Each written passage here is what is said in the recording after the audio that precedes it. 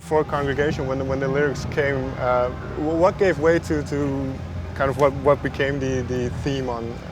Was there a certain thing that happened? Yeah, well, we had discussed a bit that maybe try to write because this was such an intense period. Earlier, I've been it's usually me that has written the lyrics, and just when I feel like it, I've been writing something. But now it was like, okay, now we're making this album, so we can start to plan a bit. Try to have a big, more like a thread in the lyrics as well. It's not like a concept album in that way, but it's more. I mean, it fits better together. Me and him agreed on a general theme, and then we started writing each of our own, and then sending ideas back and forth to each other. Yeah. So it was kind of a collaboration and a very important thing about writing lyrics and cooperating is that you have really you really shouldn't be too sensitive about feedback, because it's I mean it won't help anything. So I mean you're supposed to be completely honest and no, this is not that good.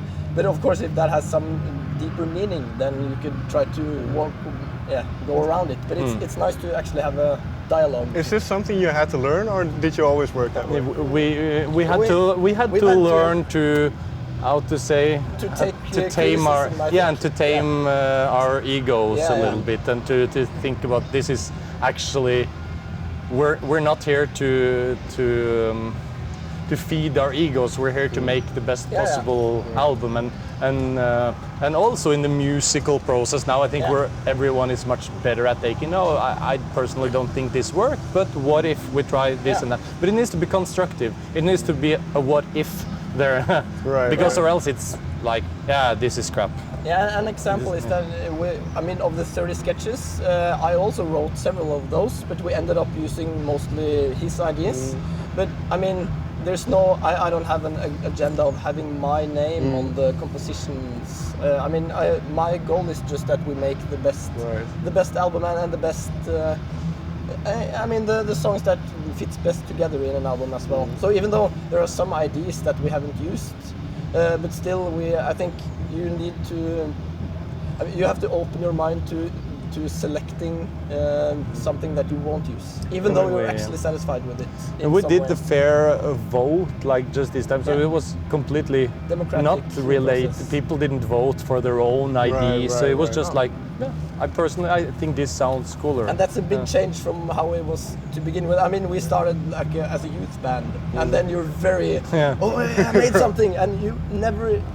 You would never throw that away. You will have to use it for something, and that might explain how many of our old songs were made, because it's like ideas out of everywhere. And then we've been a bit more changed our way of writing a bit. Can you hear this now when you listen back to the songs? Do you hear the difference? For me, it's very. And I remember very well how we ended up with those different things. I compare it like how we used to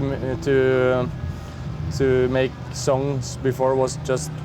If you make a meal and then you throw all the spices and all the ingredients you have in the casserole, and you end up with a kind of undefined, strange taste. But if someone likes that.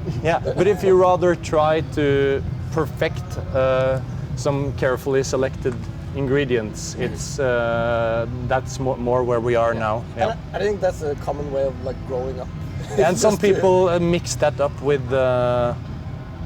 I don't know, becoming. Many people think that then you're not creative and you're not as complex. But actually, it is much more complex than what we have. But it's not so obviously complex. It's a lot more work with both like time signatures and adapting things together, and a lot more work to put things together than just to throw every idea you have together. I mean, we have written something in A.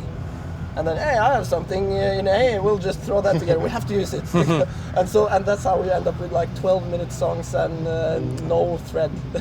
And that's, I mean, and I see the charm and like in our old things as well. But we just, we have evolved from that. And so it would be very unnatural to go back to that old way.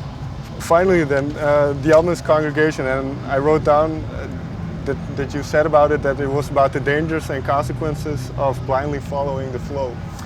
Yeah, that's like where did it come from? I think it's a something way of thinking that we very much agree. Yeah, we speak a lot about it, like how it's actually very difficult not to do it, even though we are actually aware of it and trying to make some measures in order to make the right choices. But in today's society, you are kind of pushed into a corner that no matter what you do, you're kind of a hypocrite if you try to have a strong opinion about something. And we realize that we're not.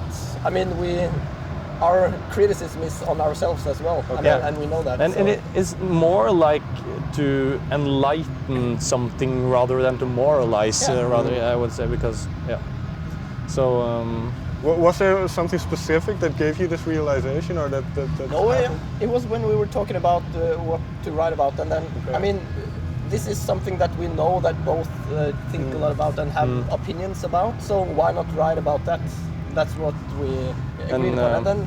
And then so we, when we wrote the lyrics as well, I mean, apart from each other, but still we found the thread, as you Do you talk with each other when you write lyrics? Not to begin with. We had like the main idea and some things, and then I mean, it varied a bit between the different lyrics, how much we changed on the other ones, but So when you said some things like, that first verse it works, and then I put all the rest in red. But if you could change the other 5,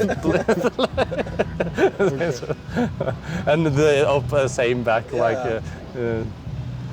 But then we go back to what you just said, where you have to kind of get your ego out of the way. And even though I feel my instinct is okay, but you were allowed to do the same with me. And then I realized, and the funny thing was often, or at least a couple of examples, is I wrote something, a long piece of something, and he wrote back like, not this, not this, not this. Here we go, write something else. Instead of having like, hey, why don't you do this instead, or this instead? So it's like, he just. I did that also. Took it away. I did that also. Have to come up with something. I did that also. And I did a kind of explanation of why it didn't work, and I agree. Kind of what I. And some things I didn't agree upon, and then I just adapted it to what I understood that you disagreed upon, and then so it's.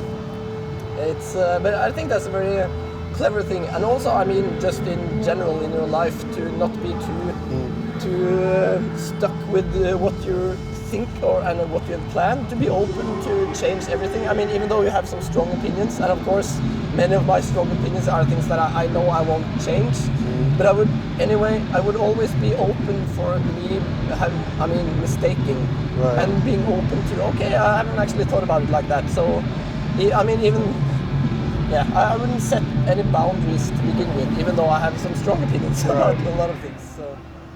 So, but I think that's a good thing to. And just to end up, I think also for an inspiration for the congregation can also be. In general, people are kind of like that, but especially Norway is an incredibly conform society. Sorry. Oh, sorry.